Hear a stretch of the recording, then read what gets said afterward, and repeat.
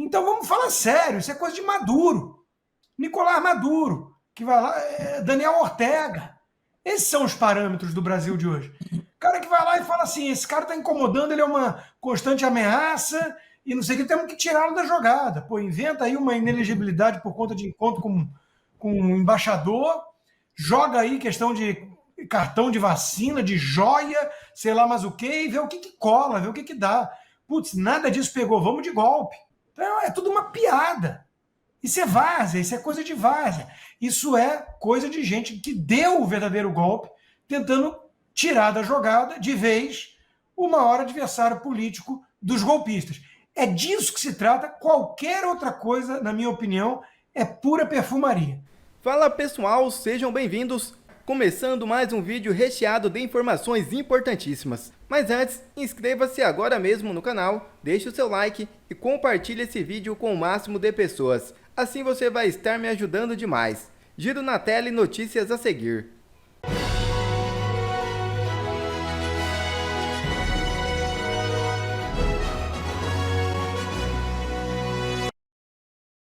Bolsonaro acusa a TSE de interferência em 2022 com influência estrangeira. É isso mesmo. O ex-presidente Bolsonaro afirmou no sábado que o Tribunal Superior Eleitoral teria recebido financiamento externo para influenciar o resultado das eleições presidenciais de 2022. A declaração foi dada durante uma transmissão ao vivo no canal Brasil Talk News. Segundo Bolsonaro, o TSE teria arranjado 2 milhões de votos de jovens para Lula, destacando que 3/4 desse eleitorado tendem a votar na esquerda. Ele apontou que essa quantidade de votos foi justamente a diferença entre ele e Lula no resultado final da eleição. Além disso, o ex-presidente reforçou que sua campanha foi alvo de censura por parte do TSE. Abre aspas. Não pude mostrar o Lula numa comunidade tomada pelo tráfico, onde ele entra sem segurança nenhuma, usa um boné típico da facção criminosa local. Fecha aspas. Bolsonaro também disse que foi impedido de divulgar declarações sobre o posicionamento de Lula em temas polêmicos. Abre aspas. Não podia dizer que ele defende o aborto, nem que mantinha relações próximas com os ditadores Hugo Chávez e Nicolás Maduro, além de outras ditaduras ao redor do mundo. Fecha aspas. Durante a live, Bolsonaro mencionou as declarações de Michael Benz, ex-chefe da divisão de informática do Departamento de Estado dos Estados Unidos no governo Trump. Benz destacou que a Agência dos Estados Unidos para Desenvolvimento Internacional teve um papel crucial nas eleições brasileiras de 2022. De acordo com ele, a USAID financiou iniciativas que controlavam a informação e promoviam a censura contra Bolsonaro, além de patrocinar ONGs de esquerda que atuavam contra o seu governo. Abre aspas. Se a USAID não existisse, Bolsonaro ainda seria presidente. Fecha aspas. Declarou Michael Benz. E Bannon leva a Rubio preocupação com denúncia de Bolsonaro. É isso mesmo. Ex-assessor político de Trump e secretário de Estado conversaram há alguns dias sobre cenário brasileiro. Steve Bannon manifestou em conversa há alguns dias com o secretário de Estado dos Estados Unidos, Marco Rubio, preocupação com a possibilidade de o ex-presidente Jair Bolsonaro ser denunciado pelo Procurador-Geral da República, Paulo Gonet, no caso da suposta trama golpista. Segundo o relato feito ao painel, o próprio Rubio concordou com essa avaliação e agregou que a denúncia seria muito mal vista pelo governo Donald Trump. Aliados do ex-presidente têm feito gestões junto a representantes do trumpismo para denunciar a perseguição a Bolsonaro, especialmente caso se confirme a provável denúncia contra ele. É grande a expectativa por uma manifestação formal de Trump em defesa de Bolsonaro. Filho do ex-presidente, o deputado federal Eduardo Bolsonaro lidera o contato com políticos alinhados ao presidente dos Estados Unidos. Ele participará no final desta semana do CIPAC, Conferência da Direita Americana em Washington. No site do evento, ele é descrito como um parlamentar atuante contra o regime do presidente Lula e a politização do governo federal e do sistema judicial. Encontramos a senadora também da Flórida, Ashley Moody, que substituiu o Marco Rubio, e uma parte da assessoria dela, ela herdou do Marco Rubio. Ou seja, quando você leva, né, a perspectiva de Brasil para esse tipo de pessoa, essa autoridade, ela invariavelmente ela vai falar com o chanceler Marco Rubio, que é uma agenda super difícil, é o cara que está vendo Gaza, é o cara que está vendo guerra na Ucrânia, estava no Panamá, né, para fazer aquele círculo de proteção dos Estados Unidos, Costa Rica, Guatemala, as questões envolvendo Groenlândia, o canal do Panamá.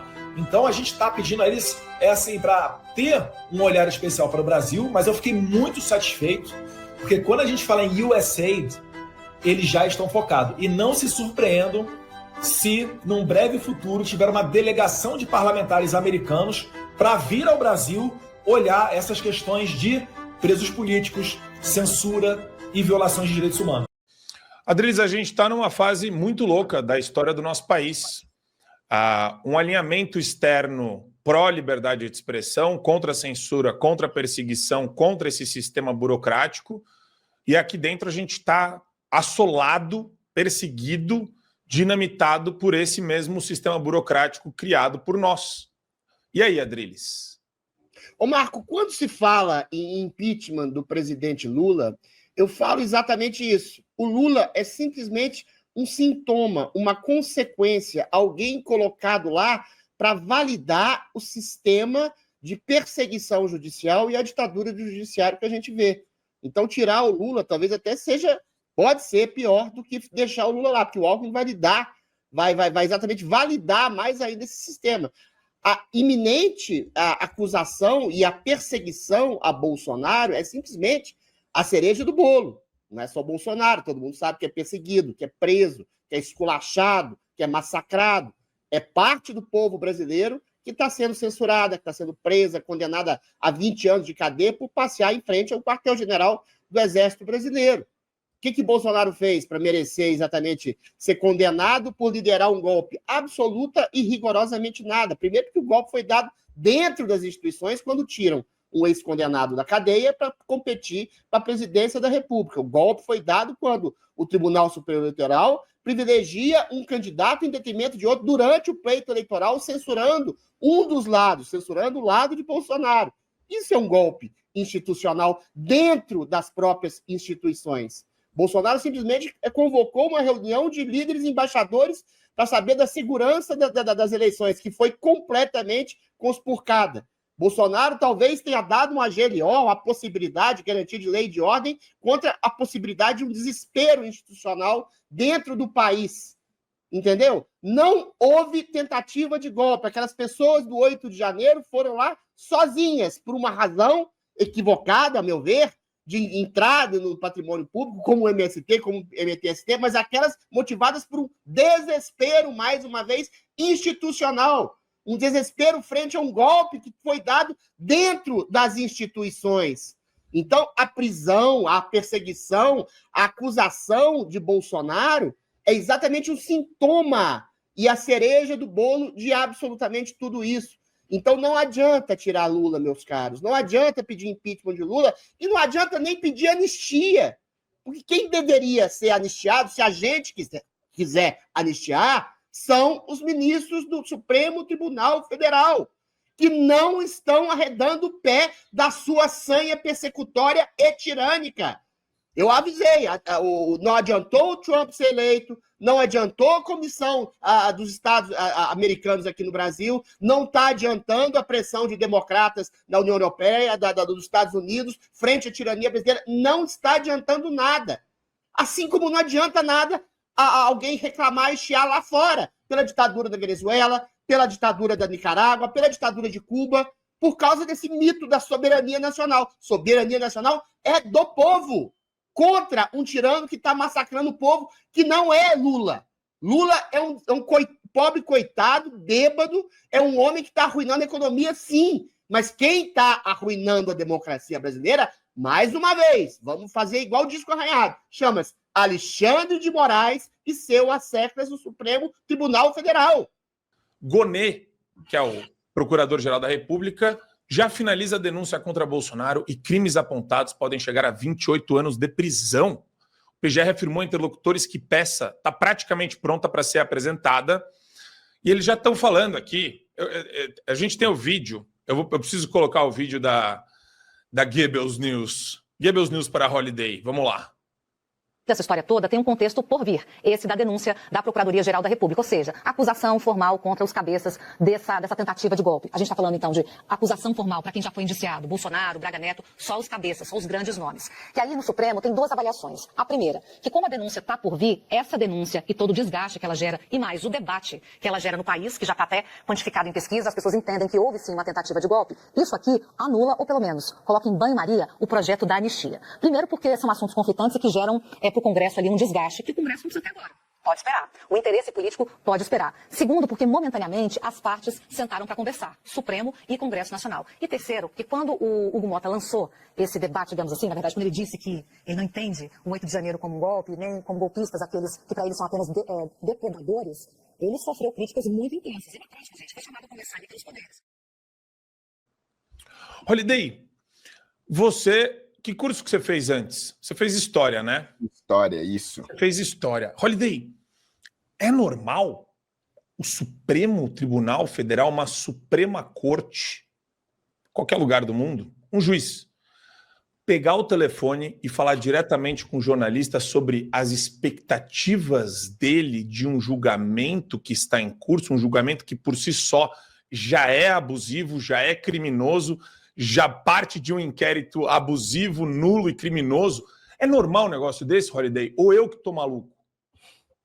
Pois é, Marco. Toda vez que eu vejo essas notícias, eu fico imaginando se isso acontecesse nos Estados Unidos ou em qualquer outro país sério. Não precisa ser os Estados Unidos, não.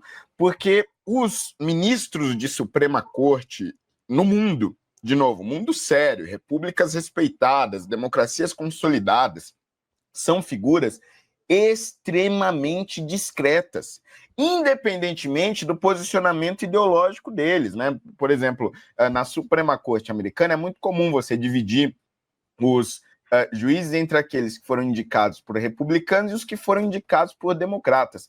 Independentemente do juiz ser democrata ou republicano, a participação dele na mídia é praticamente nula. Só se conhece realmente este juiz do ponto de vista pessoal quando ele ou se aposenta, porque lá ele pode ficar, inclusive, literalmente até morrer, mas ou quando ele se aposenta antecipadamente, aí sim, escreve um livro, dá entrevistas, aparece em locais, mas mesmo assim não é muito comum. E comunicação com a imprensa durante um processo, mesmo que seja comunicação de bastidores, é impossível.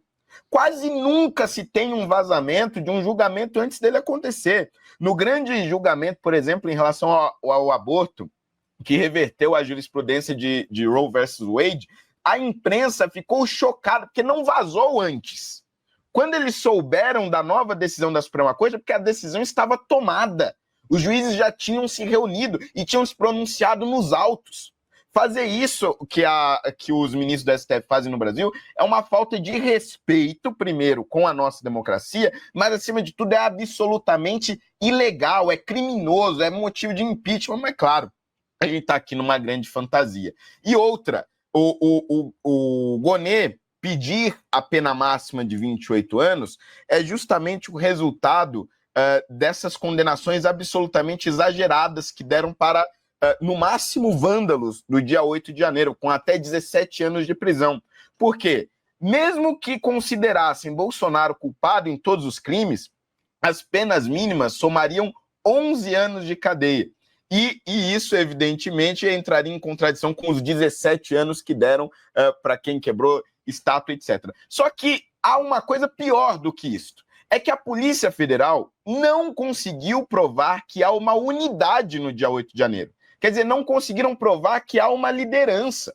E isto foi admitido pelo diretor da Polícia Federal, que é indicado do governo Lula. Ele mesmo disse isso no Roda Viva, que não havia uma unidade no financiamento. Se não há unidade de financiamento, se não há unidade na organização, pelo que é que estão acusando o Bolsonaro? Olha só, grande parte desse processo todo, da história de golpe e tudo mais, está baseada na delação do Mauro Cid. E há evidente, no caso do Mauro Cid, há um evidente esforço por parte tanto da relatoria do processo quanto do Ministério Público em forçar o Mauro Cid a dizer aquilo que ele pensa, que ele não pensa, que ele sabe o que ele não sabe. né? O Mauro Cid até em diversas oportunidades disse, olha, eu nunca disse tal coisa, eu não dei respaldo a tal coisa. Então, é importante lembrar aqui, a Fafá me corrige se eu estiver enganado, o delator, né, ou a prova de delação, ela é apenas um indício de prova. Ela não pode jamais, ela própria, ser considerada como prova. Você pode até pegar uma delação como indício de prova, mas ela será respaldada, ela só terá elementos para ser considerada procedente se ela vier acompanhada de provas e de outros elementos que deem a ela o respaldo necessário. Não me parece que é o caso dessa delação do Mauro Cid, inclusive no que toca ao Braga Neto, que está preso até agora, né? O pessoal esquece que o Braga Neto está preso até agora. Então, o que aconteceu? O Mauro Cid fez a delação, aí depois foi chamado a ter que complementar a delação, depois ameaçado de ser preso novamente, ou seja, esse instituto da delação premiada com prisão, etc., está mais para chantagem e tortura emocional do que propriamente do instrumento jurídico. E, portanto, se é esse o caso, tudo que dele decorre terá de ser analisado com lupa. É evidente que se você olhar, por exemplo, sob a ótica da história do artigo 142, a discussão, né, do artigo 142, que foi em grande medida baseada no parecer lá de trás do Ives Gandra Martins, essa é uma discussão jurídica. Você pode ter no campo do direito trocentos mil análises, pareceres, discussões sobre qual é a amplitude do artigo 142, o que seria uma minuta de um ato de implementação do dispositivo contido no artigo 142, nada disso é golpe. Golpe é se você mandar uma tropa, fechar um órgão, prender alguém, aí vai dizer, mas o golpe se frustrou, tentaram e não deu certo. Aonde que tentaram? Aquele bando de gente de verde e amarelo com Bíblia na mão, estilingue, não sei o que, num domingo, ou sábado, não lembro, com o prédio público fechado, nunca isso vai ser um golpe. O próprio ministro Zé Múcio Monteiro falou, na entrevista que ele deu recentemente ao Roda Viva, que aquilo não era golpe. O Hugo Mota disse isso de maneira mais não fundamentada, mas, de todo modo, quando você pega quando você pega por cima essa análise, parece que há uma grande teia, tudo amarradinho. Quando você pega cada elo da narrativa que está sendo colocada, nenhum ponto efetivamente se sustenta. E, portanto, se houver oportunidade, e aí eu digo se no condicional, porque no caso dos presos do 8 de janeiro, por exemplo, como bem falado aqui pela Fabiana, a audiência de custódia já foi feita sem autorização para liberar, então para que fez a audiência de custódia? Os advogados tiveram muita dificuldade de ter acesso aos autos e, quero crer, não tiveram plenitude aos autos por completo. As próprias sustentações orais dos advogados que iam ao Supremo foram feitas com muita dificuldade, isso quando conseguiram ser feitas. Portanto, não deveria ter sido processado no Supremo, problema de competência, como disse a Fabiana, é o foro incompetente, né? Não é o lugar correto para se processar esse assunto. E assim vai. Portanto, a experiência que nós temos visto, que é a do caso do 8 de janeiro, não traz um bom presságio para o encaminhamento desse assunto daqui por diante. Por quê? Porque tem se omitido coisas, tem se pulado etapas, tem deixado de se observar, inobservado, diversos preceitos do devido processo legal, da ampla defesa, do contraditório, que são elementos fundamentais no Estado Democrático de Direito. Você, para fazer justiça, você tem que seguir todo o procedimento. Se você não segue o procedimento, e não é à toa que é assim, tudo que se fez, ele padece de ilegalidade. Aliás, este é o elemento que foi usado pelos próprios membros do Supremo para anular, né, não vou entrar aqui no mérito, para anular a discussão de várias condenações e acordos de leniência celebrados no Petrolão, no Mensalão, no Lava Jato, etc. Qual era o argumento? O procedimento não foi o correto. Eu acho que muitos procedimentos foram corretos, outros talvez possam ser discutidos. Mas, de maneira geral, foi este o enquadramento utilizado. A ausência de procedimento adequado, de foro adequado, de matéria adequada àquela jurisdição. E, portanto, me parece que essa instrução do caso que ora agora pode ou não, deve, né, provavelmente, mas pode ou não, se convolar numa denúncia, ela também não seguiu os preceitos do devido processo legal, ampla defesa e contraditório. Rodrigo Constantino, sua opinião sobre essa denúncia e essa promiscuidade, podemos usar essa palavra, entre governo e STF? Eu tenho repetido muito essa palavra. Eu vou ser um pouco mais duro do que o Salles e a própria Fabi, né? Vamos apertar a tecla SAP aqui, né? Os verdadeiros golpistas estão tentando prender o seu maior adversário político. Ponto. É disso que se trata, né? Lula foi solto por um malabarismo de cúmplices supremos, foi recolocado à cena do crime, os cúmplices togados se vangloriam disso, e eles têm um problema, o que fazer com o maior adversário político do lulismo, aquele que tem o maior capital político na oposição, que inegavelmente é Jair Bolsonaro. Eles já queriam ter prendido o Bolsonaro faz tempo, só que eles fazem um cálculo, qual a repercussão disso perante o povo, perante o resto do mundo, ainda mais agora que tem o Trump, né, nos Estados Unidos. Então esse é o cálculo deles, não tem nada jurídico nisso, é várzea. É várzea. Se eu não me engano, o Mauro Cid sequer é um delator, ele é um colaborador, porque ele não denunciou nenhum crime dele mesmo. Ele não falou em golpe, hora nenhuma, tudo é vazado de forma criminosa, em doses homeopáticas, por quem? Para a velha imprensa, que também é cúmplice desses golpistas. Então vamos falar sério, isso é coisa de Maduro. Nicolás Maduro, que vai lá, Daniel Ortega. Esses são os parâmetros do Brasil de hoje. O cara que vai lá e fala assim, esse cara está incomodando, ele é uma constante ameaça, e não sei o que, temos que tirá-lo da jogada. Pô, inventa aí uma inelegibilidade por conta de encontro com um embaixador, joga aí questão de cartão de vacina, de joia, sei lá mais o que, e vê o que cola, vê o que dá. Putz, nada disso pegou, vamos de golpe.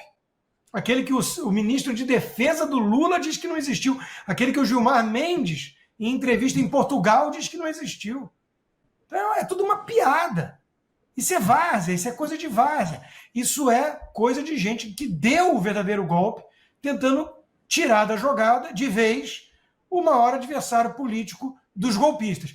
É disso que se trata. Qualquer outra coisa, na minha opinião, é pura perfumaria. Não vamos discutir se houve aqui o devido processo.